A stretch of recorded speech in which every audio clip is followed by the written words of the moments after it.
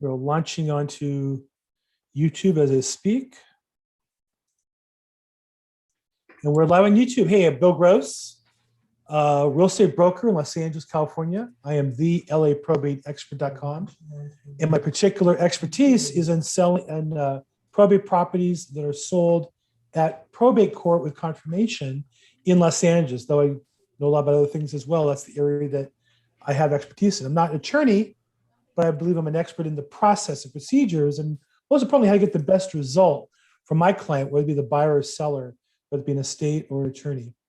So welcome to our call today. We do stream this live on YouTube. We do it every Thursday, 4 o'clock.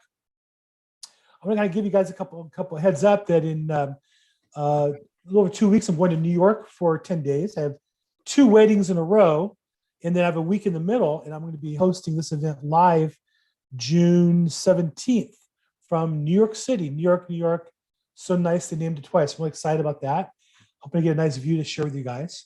Hey, Sean. Congratulations. Thank you. Thank you so much. My son-in-law's sister and then my best friend's daughter are both getting married a week apart in the same synagogue. How's that one? Oh, that's great. Yeah. What's that called when they step on the glass and break it for union, I guess? Called stepping on the glass. So it's an illusion. The idea being a reminder how fragile life is, and also that it's an allusion to the temple is destroyed, that we can't really have the full joy that we should have on our spiritual connection to God until the temple is rebuilt. So religious Jews, or Jews in general, we pray every day that the temple should be rebuilt in Jerusalem.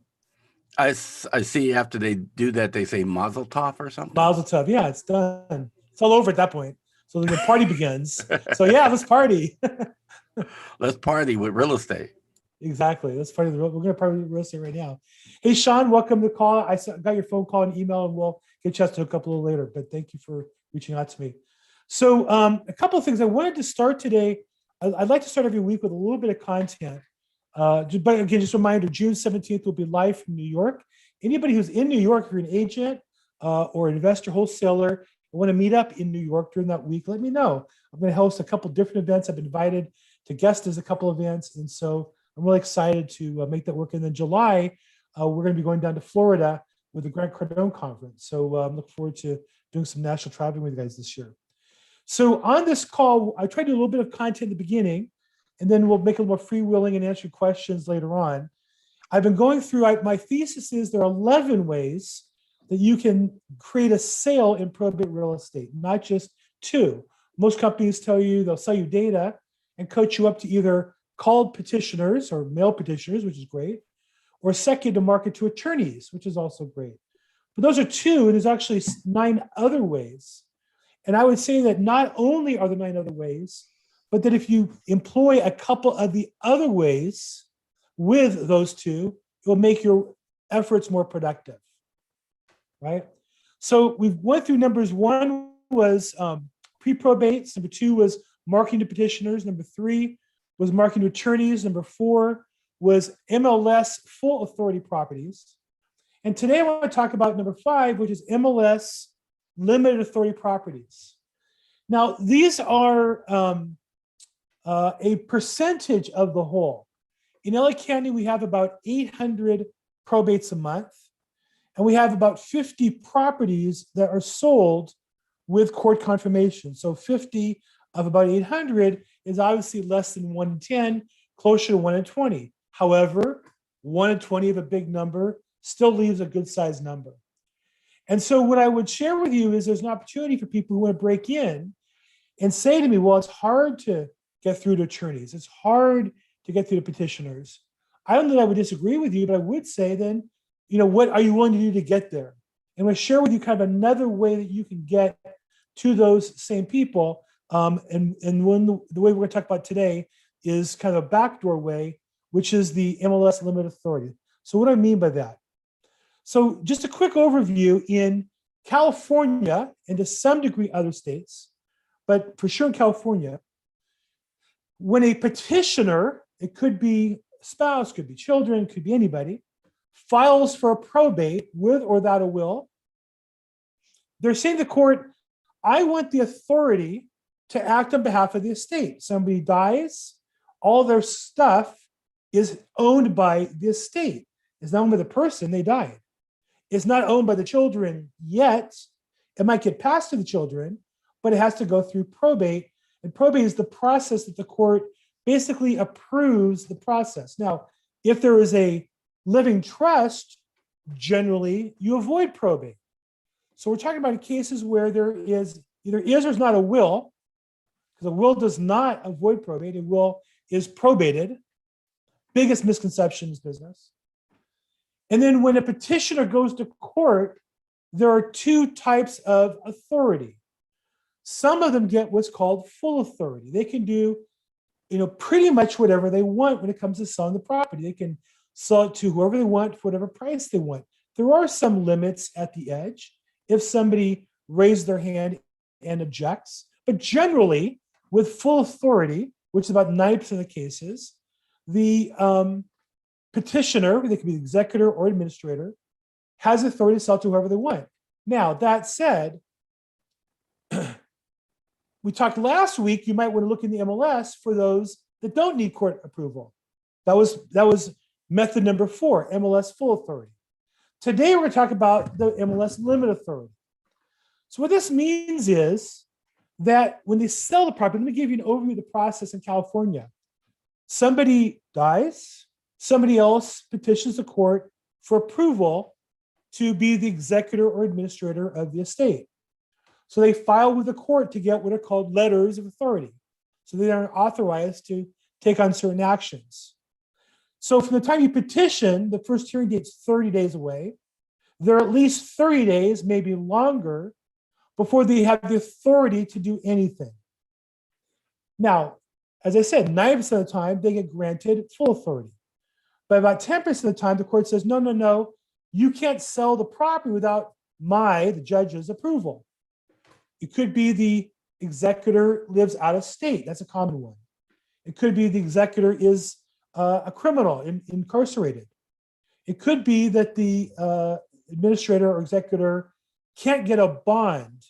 A bond is an insurance policy to guarantee that the estate won't run short and stiff creditors. And so sometimes the court will require a bond. And just like a loan, the petitioner or executor can't qualify for a bond, and they'll need to get what's called limited authority. And some people choose to get limited authority to save money on the bond. Big mistake. I see that all the time. Sometimes attorneys encourage petitioners to get limited authority so that the court will approve the sale and so that other siblings or other relatives won't sue the petitioner. They'll say, rather than get into a fight, let's let the court decide. That's the most common scenario. So now we have a piece of property being sold by an estate. What does that look like? So now they have the authority from the court, but they have limited authority, and they want to sell the property. So what they have to do first step is they have to publicize the property for sale. Generally in Los Angeles, there are certain newspapers that will run the classified information in a sufficiently wide geography to satisfy the court requirements. Most commonly, Daily Commerce has a lot of little legal publications. It costs like $950, not cheap, right? And they have to file with the court that you did that before the court date. And you have to notice everybody who might be on the case before the court date. Any other errors, any creditors, they have to send out a legal notice to them in the proper format so they know the property is being sold. So if you don't publicize it correctly, the judge won't approve the sale. If you don't notice all the parties, the judge won't notify the sale. Now, here's the tricky part. Here's the opportunity. I'm going to give you, those of you who are buyer's agents in particular, I'm going to give you, I think, a piece of advice that might get you a sale this year. Big misconception. Well, let me back up. Let me finish the process, then we'll go back.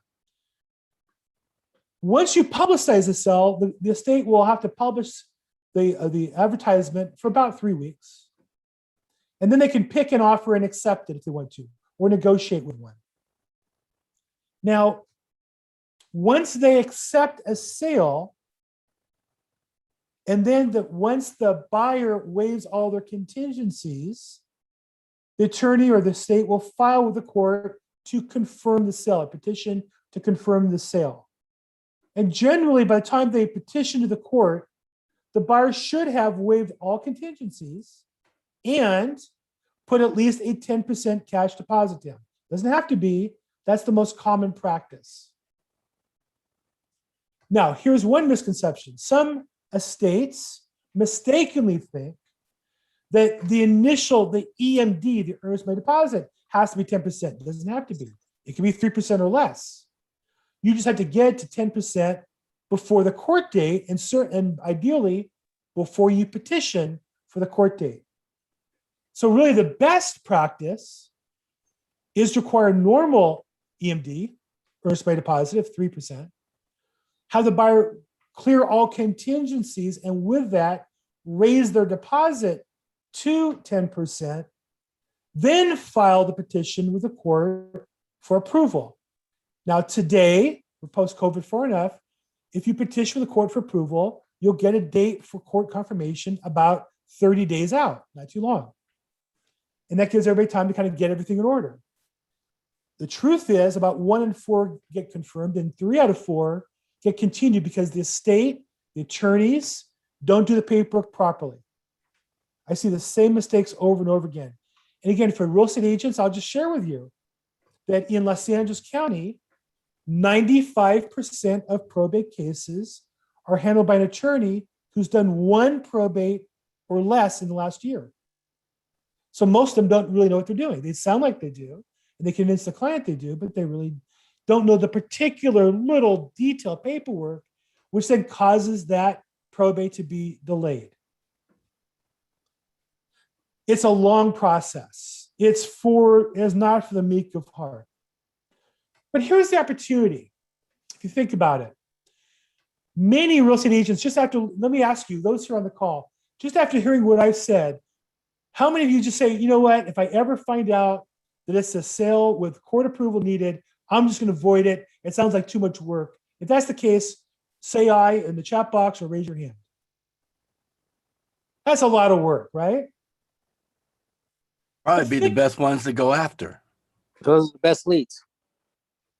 See, I agree with you. Because here's why. I think we're looking for problems to solve. That's how I get paid. If you could push a button and buy a house, Amazon and Google would sell all the houses. The fact that it's difficult is where I make my money. And so strategy number 4 says, if you learn the process better than the competition, you have the chance to make a profit. Now, this is primarily for buyer's agents or for agents that represent investors as buyers. And there are not a lot of these properties. There's about 50 a month of all of LA County. But in the fix and flip world, there's a couple of these a month that are worth looking at. And one strategy is if you can get in with a listing agent early, as soon as it hits the market, and you know it's a good deal, and get a buyer who's sophisticated. And there's some tricks I'm not going to say on this video. There's some tricks to protect your buyer as well. You can get in on a deal before anybody else does. Doesn't mean necessarily you're going to get it at a really cheap discount. There was a day you might buy it at 60 cents on the dollar or 70 cents on the dollar. I don't think so. I think you can buy a property at its current value of a discount of maybe 10%. Now, that's not a lot, but if you're buying a $500,000 property for $450,000, and if your business is buying $500,000 properties every month to fix and flip them, you're saving $50,000 perhaps. Maybe 5%. That's $25,000. Again, not a lot of money, but that's your business. That might be your entire net profit on a monthly basis. Make sense? Number 1. Number 2, for those you looking to get into real estate, into probate, what a great way to meet the attorneys. What a great way to learn the process. So I started doing these myself. It was a great way to learn. And so what I would say to any realtor when to start is you should make a list, a search in the MLS of all these properties. Like you're a buyer, they should come to you and you can look at them and find good deals and then pitch the good deals to your investor. So the key to this is get in first. If you watch the MLS, property requires court confirmation, you find it's a good deal, you go out and hustle out, see the property, hustle out your investor, get an offer in on it, you can get in early. You have to evaluate the properties. You have to probably have a list of buyers or investors that you send these to and have them look at them as well. One of the goals is the relationship with the listing agent. Now, pre-COVID, I used to teach, go meet the listing agent. Do whatever you have to. Go by their office unannounced. Hey, I happen to be in the area. Yeah, I was in the area because I parked my car to walk in your office. Again, that was pre-COVID. But again, if you want the deal, you got to make the extra effort. Research the case. Now, if you're buying data, you're buying through probate money or probate daily or any of those services, you'll have the probate case number, you have the estate, you'll have the heirs, you have a little more information about the case, who the attorney is. You might even look for certain attorneys that you want to meet, make sure you check any properties they're involved with, and go the other way. So, and then you want to get locked up as quick as you can, right? That's true in general in real estate. Now, this is going to be a long ride, but now up until now, values have been rising. So if you got involved with a transaction early, your buyer probably made money just sitting around waiting for it to happen. I had 25 pendings when they closed because of COVID, and all the buyers canceled. But some of them came back begging to come back in because the values went up, not down. We've got some questions, but a couple of points I want to finish up here. So you want to know the process. If you get one you like, call me. I'll help you walk through it. I can steal your deal, but I'll show you some of the background, what's going on with it. But just know the process. And sometimes a listing agent doesn't know. They think you have to put 10% down and waive contingencies when you make your initial offer. That's not true. That's only at court confirmation. You can make a 3% EMD and take 17 days to inspect. The court just wants to know that that buyer, at the end of that process, isn't underpaying and offers to let anybody else overbid. Now, know that once you've gone through all this process and you have a 30-day wait to get a court hearing, somebody else can walk in with their client and be willing to overbid your price by 5% plus $500. But they have to show up waiving all contingencies, and they have to show up with a cashier's check for 10% of the bid. So if your buyer's in the deal, say at $500,000, and you're excited, you go through contingencies, you waive contingencies, they file for a court date, you wait another 30 days, you've been in the deal now for 60 days, another investor could show up and offer $525,000, $500,000. And it's up to your buyer to outbid them or not. That's the downside. So you're never going to get these 20% below market. But you might get in 10% below market because somebody else has to bid up 5%, plus they have to come to court waiving contingencies, plus they have to have a cashier's check. That's a fairly steep hurdle for most people. So I would say to you, be willing to offer 90% of the fair market priced up property. And if you get it for that, you got a good deal probably. And also too, if they get outbidded, the original buyers lose their initial deposit. Is that correct? No, they get the money back. Oh, okay. Yeah. If you're the original buyer, you put your EMD down and you raise it 10%. You lose costs if you're appraisal or inspection. You're out that money. For real estate agents, I would definitely advise you, step one, if you want to be serious about probate, is print out the appropriate forms, the probate purchase agreement, the probate listing agreement, and read them in detail. Because really, they lay all the process out. Our CAR forms, our California Association of Realtor forms, are phenomenal tools. I think of myself as a ninja warrior, and those are my swords and knives. They're really, really good. Okay, I talked quite a bit. I have a bunch of questions. Let me try to knock some of these out if I can. How does a client know how many cases the attorney does per year? That's a good question, Abraham. I don't think they do. I think most people just, it's funny, real estate attorneys put down attorneys, and attorneys put down realtors all the time. I'll just share with you my experience of the average attorney. Now, there's some great ones, who are truly great people and great business people and great attorneys and great servants of the community. But the average attorney in my book sounds like they know a lot more than they really do.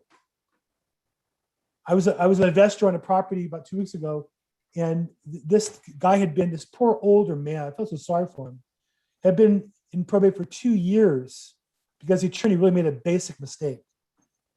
And I went up to the agent and I said, look, we can fix the legal stuff if you'll let us step in for your attorney. Oh, no, he loves the attorney. And I realized he was never going to give it up. I said, fine. And I actually sent the attorney the document he needed to correct the form, and he got full authority, and they sold the property, and the agent got the commission. And the point of all I has to say is, this guy went to Harvard. He looked like he knew what he was talking about. He sounded great. But if you only do one probate a year or less, how good can you be? How much can you really know? But they'll say things, well, the court's still closed. No, the court's not closed.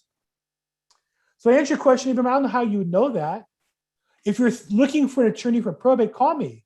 If you think of hiring somebody, I'll pull the list up and show you how many they've done. I'll maybe, if you want, refer you to somebody who's better. And here's what I would say, 90% of the time, I don't think you need an attorney. Unless there's contestants or, sibling rivalries, fighting over it.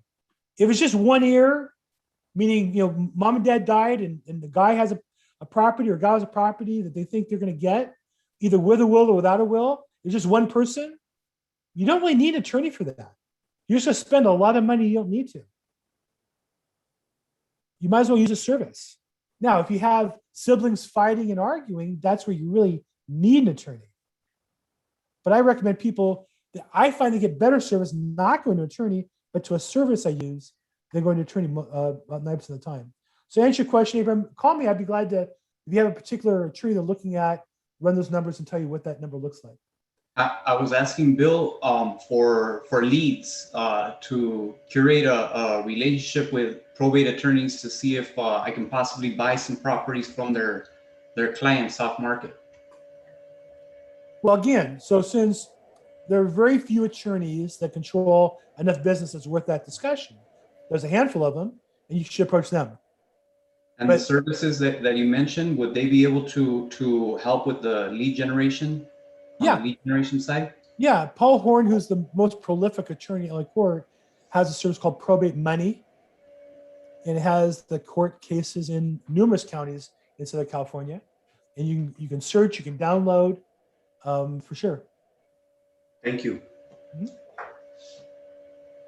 Okay, good. So I'm going to answer that question. Don't they check the correct block? I went to work. Yeah, Joanne, that doesn't really work that way, but that's crazy. I would go do it and learn. Marisa's not sure what you're referring to, but okay. If I can help you learn how to do it, I'm here to help. Great one to go after, worth it. J. Pat Kearney, I'm not quite sure what you're saying, but great one to go after meeting as far as going after the limited authorities. I don't see you here. Okay. Yes, that's correct. Okay, good. Yeah. How to get listings. So Rama, how to get listings. So again, today, my topic is how to get sales. Obviously listings will lead to sales. Today we're talking about method 5, which starts from a buyer's side where you're looking at other agents' listings. Now I would say this, if you want to get listings, by creating a search of all the probates in your MLS, you're going to see the properties, you're going to see the comments of the agents that are better, you can see the comments of the agents that are worse. I think that's beneficial.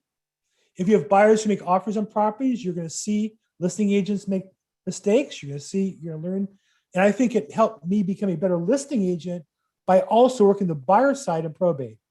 So today I'm not really speaking specifically how to get listings, but I will say that if you represent an investor and they buy a property in court, and if it's a fix and flip, they end up listing it with you if you're bringing them the deal.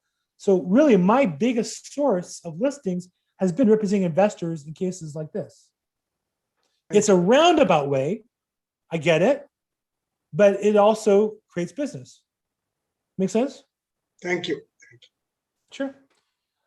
Okay, get for leads. You have to have a template for outreach attorneys. So I do. I would say that you have to think about what value you're creating to somebody. I know the value that I'm creating. My template is designed for what I do. So I've positioned myself as the expert on court sales.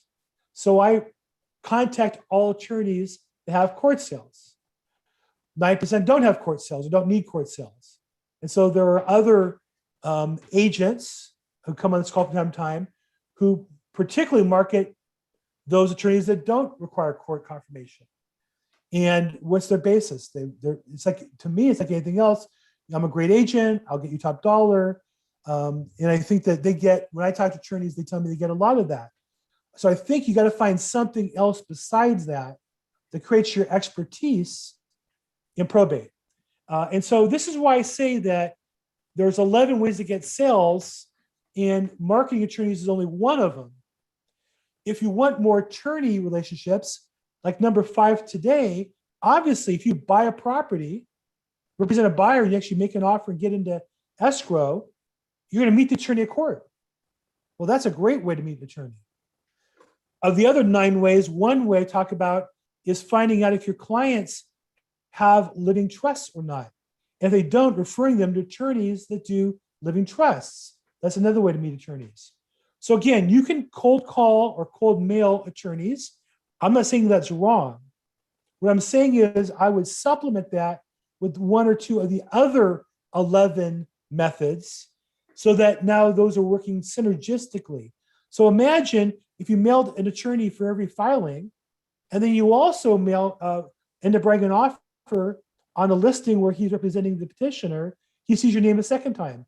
The next time your mailer comes in on a filing, he's more likely to take you seriously. Does that make sense? So I'm really big on trying to find multiple angles of attack on the same person rather than one, because if it's just one angle, it's very competitive.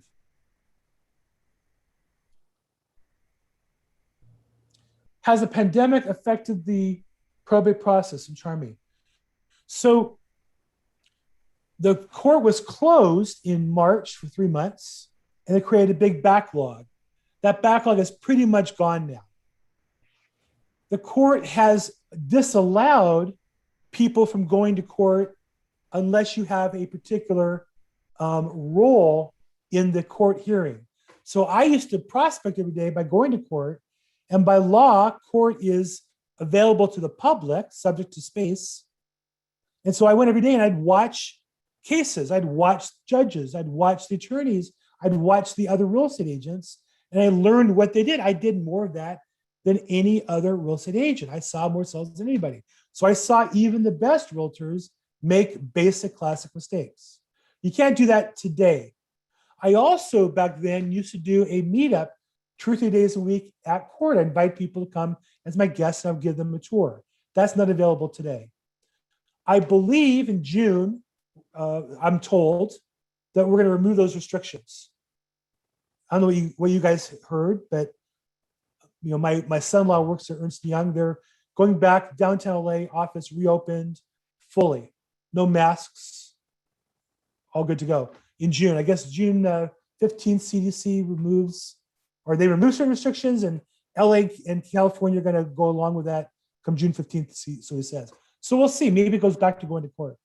But for now, you can't go to court unless you have a matter. And the court encourages you to come in via video, which is great as a time saver. It's bad in terms of not meeting people. But as far as procedures, I'd say those are the biggest changes in the court because of the pandemic. C21 William, you have a prospecting probate question. Go, my favorite topic. Hey, good sir.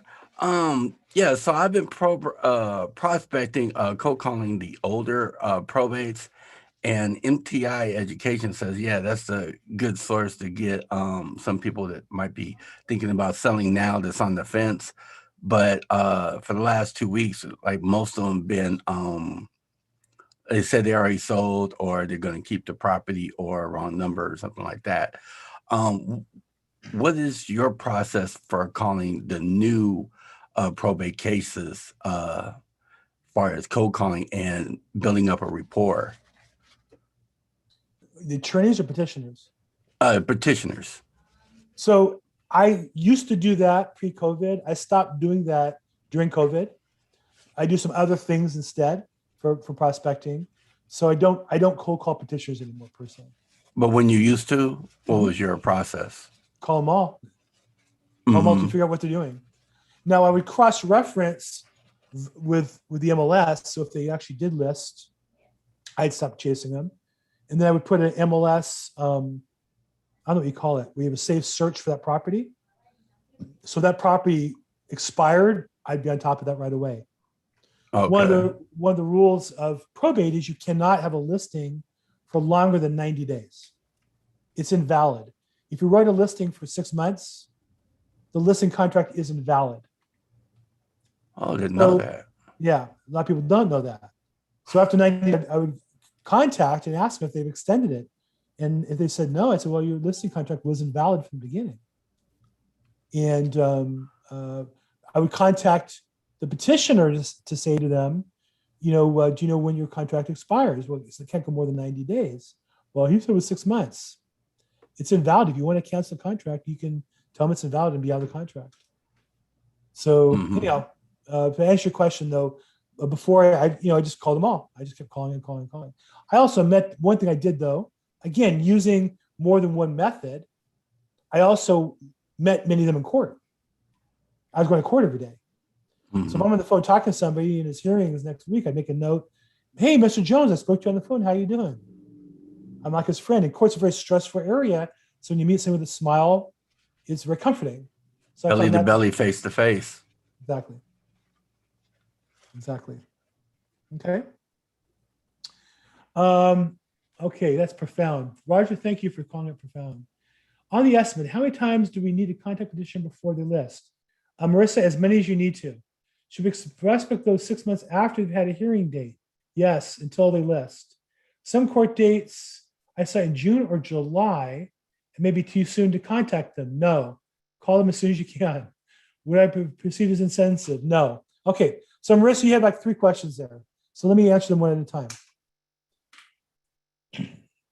It used to be, I've been in real estate since 1986. It used to be, we would say, you want to contact a prospect 3 times before you give up on them. That number now, mathematically, and we know now over half the sales happen after the 10th contact. It just takes more and more. I don't know the full reasons why. I think we're just all busier and more stuff going on. But it takes more contacts everywhere in sales, not just probate. 8 to 15 contacts. However many it is. The best agents I ever knew who did expired listings. Now I came from expireds originally. They would print out every new expired or council listing in a certain city. They worked in the city of Walnut in this case.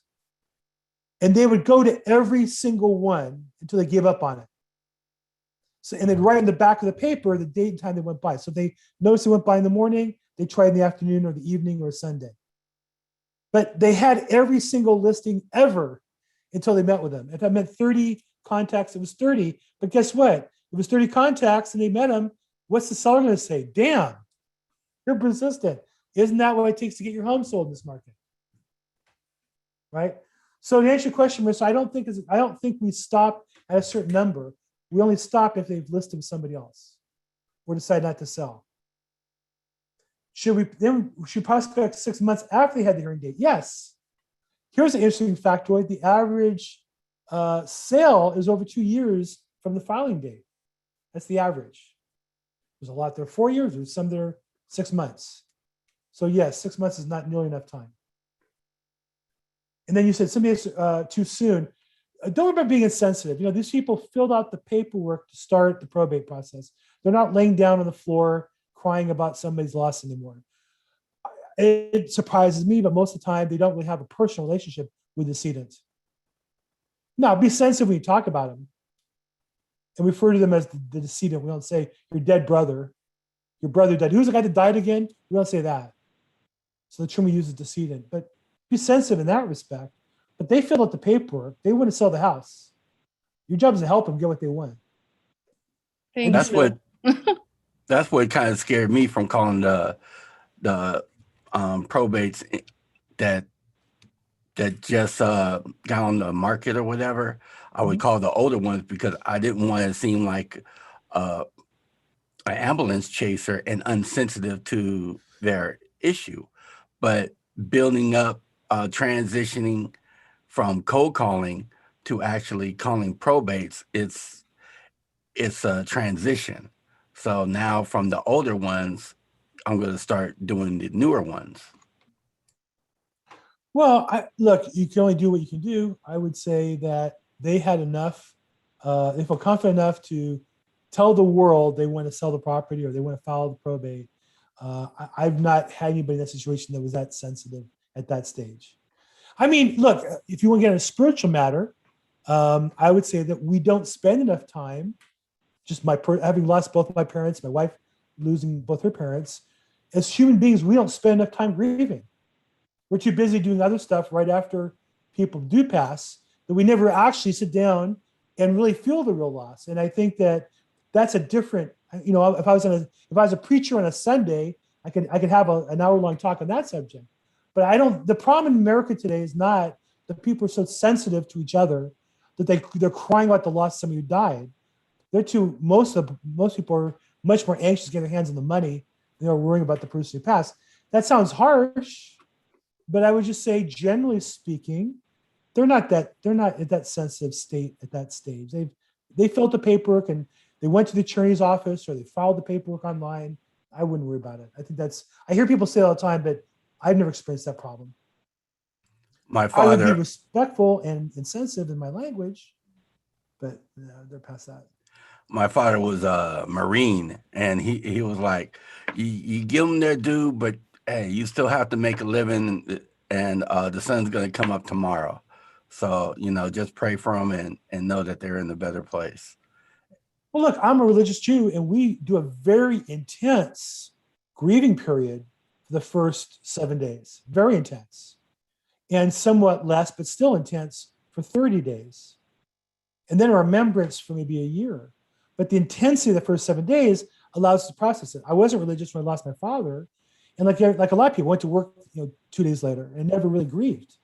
And it took years for me to really process the pain of losing my father. So the problem is not that everybody's so in touch with their feelings that they're that sensitive. If only they were, we might be in a better world, but that's just not the case in my experience. Okay. Have you been able to list property from one contact or it takes 48 times? Yes and yes. I've done some on the first contact, but most of them are multiple phone calls. I would say this also in my real estate career, the contact that we make a phone call, make an appointment, and get the listing signed is the same guy who'll cancel the contract that day or the next day. You don't want people to rush into it and as if you're going to fool them and sneak off with a contract. You want people to be committed to working with you. So, but sometimes though, it's one contact. But believe me, if you're calling them, if it's in LA County, they're going to get 30, 40, 50 contacts from real estate agents. You're not going to be the last one. You're not going to be the first one. So you better be the best. Or it takes 48 times. It takes at least 40. I'd say 10 to 12 times is probably more likely, depending on how often you call. Do all probate sales have to list in the MLS? No. Probate sales that need court confirmation have to be advertised. Now, what does that mean? That's up to the judge to decide. Sometimes that's LoopNet if it's a commercial property or retail property. Sometimes it's the MLS. I've also seen non-MLS. So as long as the judge feels that the property's been properly advertised, it does not have to be in the MLS. The 90-day rule, did that apply for non-court confirmation or both? Regardless, a probate listing, it says right in the form, the term can't be more than 90 days. Okay. Because think about it, the person making the agreements is following certain guidelines established by the IAE, the Independent, I forget what it stands for, but it's like an organization of escrow administrators. And they create these rules to protect escrows from signing listing agreements for 2 years. I saw this guy, he might be on a call for I know. I saw a guy who listed a property. It was just a mess. He had no idea what he was doing. He seems like a nice guy, an aggressive guy, wants to make money. He listed a residential property way underpriced, double-ended it for 10% commission. Now in LA County, the court will limit you to 5% unless you can justify some extenuating circumstances on residential property or commercial or industrial. On land, vacant land, it'll let you go up to 10% because they tend to be smaller properties. But I saw this guy actually tell the judge, yeah, I worked really hard and we filled out escrow 2 or 3 times. And I wanted to step and say, yeah, you fill out 2 or 3 times because you're an idiot, not because you were worth 10%. But anyhow, but we actually have local rules that don't allow that. And the judge will just amend the contract. Say, sorry, it was 5%. I think he whined and complained and got 6% actually at the end, which I was kind of disappointed to see happen. William, besides yourself, who is the top probate agent? So by far, I think in terms of dollar volume, Nancy Sanborn. She's been around a long time. She was a paralegal. But I would say that, I think she's good. I don't think she's any better than me. She has much longer, deeper relationships from having been a paralegal, been around in probate. I've been around 2.5 years. She's been around for a lot longer. And she sponsors Bar Association events regularly, contributes a lot to that, which is nice. So she's earned her way in and earned those and developed those deep relationships with a few really key attorneys and fiduciaries that control a lot of business. I'd love to get a chance. I think if I had a chance to work with some of those same clients, I could get them better results. But, we should all think we're the best at what we do. Otherwise, we shouldn't be in the business. That'd be a great interview if you interviewed her on your YouTube channel. I'd love to. I don't know if she would. It's surprising to me. I saw her on a class for the LA Bar, or maybe it was Beverly Hills Bar Association. And, you expect people who are that successful to be very charismatic and very dynamic. And of course, the trade-off is I'm sure she's smart and knows the details, but there's certainly nothing there. That's always my experience with real estate agents who are superstars. There's nothing really that different than us. They've just done it. In my experience, 90% of success of these top agents is they've been doing the same thing for a lot longer on a consistent, intense basis. And we're always looking for, well, what else are they 7 feet tall? No. Do they have lightning coming out of their eyes? No. Do they have some magic computer? No. It's like a case of Nancy's a perfect example. She's been in probate in that niche nonstop for at least, 15, 20 years that I know of, consistently every day doing that business. I know top realtors in our area who, when you meet them, I always wonder, why do they do so much business? Part of it is they picked a geography, a farm, or whatever it is, a city, and just worked it every day for 20 years. And there's a certain value that comes from that if you stay on people and do a good job. I don't mean to put her down or be any way disrespectful. But at the same time, I don't think there's anybody who knows any more than I do. People is people. We're all human. And maybe she have a team as well, just on the phones all the time. She has a team. Now, I'll share you this. I had an attorney call me on Monday, and they used me to do research on documents and such. And she said, well, Bill, we're glad to use your title rep or call your assistant instead of you personally. I said, no. You're the attorney. The only person on my team you ever talk to is me. And I'm glad to talk to you anytime you want. Now, I don't do all the research. I have people that I work with as well, my team. My team is all virtual. So I'll text or email my team member to do the research. But so you call me, I'm glad. I have nothing more important in the world to do than to talk to you. And that's true. That's right. Lock it up. Miguel asks, what's my opinion regarding double ending a listing and a buyer? So what I always tell people is, think of the order here. You first list the property, you sign a contract with the seller, and you're saying to them, Mr. or Mrs. Seller, I'm going to get you top dollar for your house. I'm going to get you the best possible outcome for your deal. You can't pick up the phone and call buyer and say, hey, I get this property for really cheap, and not be a liar. True or false? True. Yeah. Now, there are agents who purposely give poor service to co-op agents, hoping to drive a buyer into their arms. We've all experienced that. Property's on the market for a week, but they won't set up a showing for you. But when your buyer calls their office, they'll set up a showing. Right? One of my complaints with Nancy Sanborn, just to air some dirty laundry, the house across the street from me, the lady died. We knew the lady. I was here the night the ambulance took her away. I didn't know if she died in the house or not. Now, I didn't know how to find it out back then. But I called her office. I had friends who wanted to live across the street from me. And I called her office, I don't know, 10 times, text, email, phone. They were never going to call me back. They were never going to call me back. Why? Because they double ended the deal. I think that's wrong. To me, that's just wrong.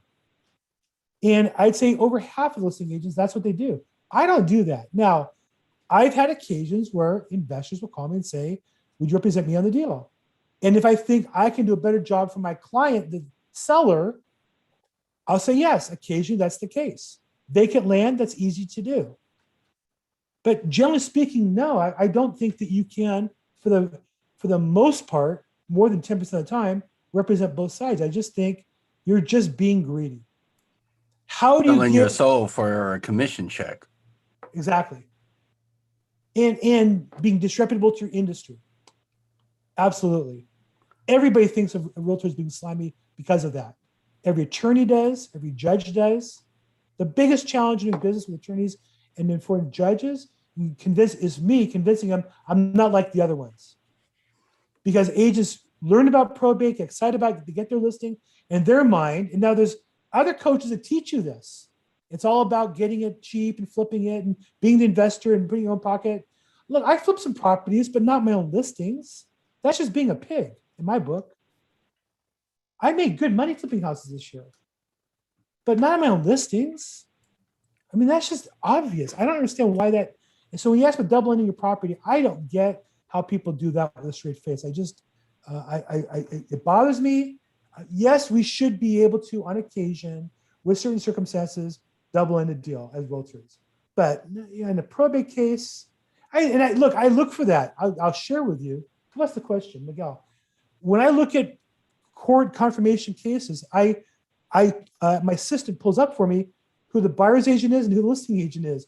And believe me, if it's the same brokerage, I double look at that one. I know there's something shady going on there, because the odds of the same broker selling the buyer is about 1 in 10.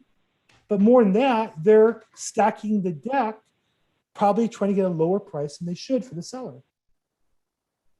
There's my opinion on that. Man, I'm feisty today, huh? What's this all about? No, you're just honest. Trying to be Only honest. time I'm going to double end a deal is unless it's an investor like in Compton or Carson, when you can't sell the property unless if it has illegal additions. So I know what the ceiling is, and if the investor wants to buy it at that price, and I have the investor, I'll do double-sided. But other than that, my fiduciary duty is from my seller, and I mostly work with sellers, and I would get calls from buyers say, hey, would you represent me? I would refer them to somebody else so they can negotiate against me from my clients. I've done that. On the phone, I have one of an agent I work with, my referred buyers to, or a couple. Generally speaking, I don't want to, I can't represent the buyer effectively most of the time with a listing. There's exceptions. And the key is this: I signed a contract with my seller. If I can represent the buyer and do a better job for my seller also, then I'll do it. But if I can't, I'm not allowed to. That's just common sense to me. Okay. Yes, Charmy confirms June 15th. I hope you're right, Charmy. I don't know. Marissa, let's go to court and learn with you, Bill. You just introduce yourself to attorneys. Well, that's a whole discussion. I don't know that I can answer that now. But I would say when we have court opened up again, I'll redo my meetups at court and love to have you guys come and show you around a little bit. Krista, I work with I want to go. Adina. I'm sorry. I said, I want to go to court with you. I asked you Great. several times. Let me I'm know. fine with it. I'm fine with it. I can't take you now. I'm not allowed to bring you in now, but I'd say once the court allows us, maybe June 15th we'll be able to. So that sounds great. I work at court in San Bernardino, and we haven't heard about a full reopening. Okay, Kristen. Well, thank you. Good to know. But I don't know. Certainly, we don't have any. It's open up yet from the court in LA. Nothing happens till the head judge says it happens. When he says it happens, it will. News about max listing time 90 days. Is that for all of California? JPAC Kearney, that is true for probate listings. We're talking about. We're not talking about in general. In the MLS, you can have other listing time periods, but on probate specifically, can't be more than 90 days. Right. Thank you. Yeah, it was specific to probate listings. That's a California law. It's not a state of. It's not a county of LA or an LA court thing. That's a state of LA, or state of Great, thank California law. Marissa, persistence pays. Yes, definitely. Chris I have a asks- question, Bill. Sure, John. If the listing has to go over 90 days, then what? Do they just simply extend the listing? Mhm. Okay. Yes, and you can extend the listing before it expires. I generally that's the best practice, right? On day 80, you get a notice in the MLS your listing is set to expire. And I call the customer and say, hey, by the way, we're going to expire on whatever date. I can extend it for 90 more days. And Well, send the reason paper. why, the reason why I'm asking is that not in my office, but in another KW office, there was I think the listing was in Silver Lake or something like that, and it was a much older home. They remodeled that home from, I don't know, almost like from the ground up, and it sold for a whole lot more. It is sold for market value, so they got more money for the estate. So I was just asking, because sometimes you might have to extend it, especially if you list it, you have to put it on hold because they got to get in there and remodel it and get everything prepared. But they sold that, especially in Silver Lake, because Silver Lake is a very hot area. Yeah, but generally you don't have it on the market while you're doing the remodeling because you want people to come in and see it. But they can sign a listing agreement if they want to and exclude from the MLS if the customer signs the appropriate paperwork. But you can only do it for 90 days at a time. So you can extend it every 90 days, and you could extend on day 85 for another 90 days. You want to do it that way, which makes more sense. You don't want it to expire. Yeah. Okay. Thank you. Yeah. Chris F asks, how often do in LA, Ventura, and Orange County to incur probate properties that do not close due to title problems or lack of equity? Title problems all the time because people don't know what they're supposed to do. I mean, I can go on nonstop about even when they're in probate with an attorney, the attorney doesn't know what to do. I'll give you one example. When you sell property with full authority, you're not required legally to file a notice of proposed action. Notice of proposed action form DE 165 is a probate form that says to everybody in the world, hey, we're going to sell this house for $500,000 to Joe and Mary Smith. You don't have to do that under full authority. However, the title company won't give you title insurance. Well, if you sold the property and the buyer wants title insurance, you have to get the form filed. So I've had attorneys argue with me, well, it's not required by law. I'm not saying it's required by law. I'm just saying you're not going to sell the house until you file the form. That I can say with conviction because the title company won't do it. So it happens all the time. People have the wrong forms. Title companies don't underwrite the file properly ahead of time. In fact, I have one of my probate coaches, Kevin Sales, who's going to be on our call here in a few weeks. He's going to talk about specifically how to avoid title problems in probate and what to do to prevent that from happening. And then, Chris, you asked how often lack of equity. Very rarely, because generally the equity is kind of checked out long before you get down the process. Keep in mind, the attorney's not getting paid till the end. And the state's not drawing out money. They can get expenses paid with certain circumstances, but they're not getting any money until the property is sold at the very end. So if there's no equity, they're generally not going to go ahead. You don't get short sales unless there's money in the deal for the estate, for example. You're not going to get a no cash out equity short sale. Marissa, thanks for your honesty. Okay, well, thank you. I hope I don't hear back. I don't mean anything bad to the other agents, and I have mad respect for Nancy and there's a couple of others that do a lot of more business than I do, make more money than I do. Good for them. I just wish that we would not double in deals and treat the co-op agents improperly at the expense of our clients.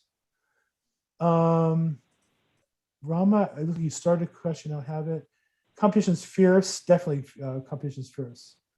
Like to talk to you. Rama, talk to me. Fine. Call me anytime. I'm available and love to chat with you. You too. Great. Abraham, I have to run. Okay, fine. Thank you, Abraham. I've got a lot. I'm sorry, you guys. I have like 33 questions and I haven't got to yet. You guys are pretty active in the chat box today. Are probate courts in Orange County open? Yes. Now, Winston, they might not be open for you to walk in without an appointment or a purpose for you being there. And Orange County has, video technology that, and the attorneys are trying to avoid going to court. So I would check into that. Can you walk into Orange County Probate Court and go to the probate office and get records? That I don't know. I would say generally a county like Orange or LA has a great website that will tell you the answer to that question. Hope that helps. Limit authority to full authority, how much time court takes? I've seen attorneys. I was one of the first beneficiaries of this. I talked to one of my attorneys when COVID happened, and we filed a ex parte, which means no party petition, to change from limited to full authority in the court and give the reasons why, and the judge approved it. So it's just really filing an ex parte motion. If there's no objectors, if there's no other heirs but your client, there's no reason why it should be full authority, as long as you can get bonded. Does my pay all cash for probate deals? No, absolutely not true. They have to pay all cash if they're overbidding for court deals. Yes, Marissa's asking a kind of question that causes buyers to avoid probate. She's asking, is it you pay all cash for probate deals? The answer is no. If you buy a probate that's in the MLS, you can get financing. You just can't come to court and overbid that guy and get that finance. So you can get hard money lending. And I can talk to you about that if you're interested as an investor. They do have hard money lenders that will do probate. Okay, I think I hit most of the questions and we're kind of coming up on the end of the witching hour here. So I think I'll wrap it up here. Unless anybody has any burning questions left? No? Okay, was this helpful today? Was this a good topic? So again, and remember, and Rama, I appreciate you pointing this out. Yes, we want listings, but sometimes working with investors and buying a property, for me, has really been my best source of listings. The attorney relationships take a long time. There's only a few that are really valuable. And there's some good agents who are in front of me on those relationships. But when my investor buys a property, he's not talking to other agents to list it. I found him the property, I get it listed. That's the deal we made. So today we're talking about the limited authority property. It's just a way for you to make some money, learn the business, develop your own expertise, and I think get your investor property that you can list, create some future inventory for yourself. So I hope you do that. We do this. Thank you so much, everybody. We do this call every Thursday, 4 o'clock Pacific time, probateweekly.com. And if you register, you'll get a chance to see it via YouTube. I really appreciate you guys who watch on YouTube. Thumbs up if it's good. If you have comments or questions, put it in the YouTube as well. I respond to all those. Love to have you subscribe. Supports the channel. I have some vendors who are really helping me grow this business and hopefully give more value to you guys without having to charge anything. So I'm glad to be able to do it that way. So please support if you can on the YouTube channel. On Tuesdays, I do realestateinvestingzoom.com, realestateinvestingzoom.com. That's 3 p.m. Pacific time, and that's also on YouTube. And then watch in the 3 weeks, I will be doing both calls live from New York City. So thank you all for your support. Make this week your best week ever. And if I can help you, please reach out. Thank you so much, everybody. Thanks, Thank you, nice thank seeing you, thank you. Thanks for your help. Thank you. Thank you. Thank you. Thank Yeah. you.